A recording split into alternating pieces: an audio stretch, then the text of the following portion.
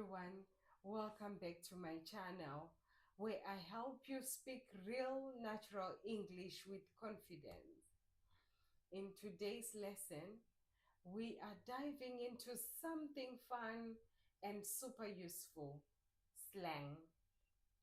I'll show you 5 popular slang words that English speakers use all the time in everyday conversations. By the end of this lesson, you will sound more like a native speaker and less like a textbook. Let's jump in. Our first slang word is cool. When something is cool, it means it's great, awesome, or impressive. Here's our first example. That jacket is so cool. It means that jacket looks really good. Our second example is, we are going to the concert tonight. Cool. So it means that's great. Our second slang is bummer. Bummer means a situation that's disappointing or unfortunate. Here's our example. I missed the bus. What a bummer. So that means I missed the bus. Too bad. Or that's unfortunate. It's raining on our beach day. Bummer. So this means that it's raining on our beach day. That's disappointing. Our third slang of the day is hang out. So to hang out is to spend time relaxing or socializing with someone. Here's our first example. Let's hang out at the cafe this weekend. So it means let's meet and spend some relaxed time together.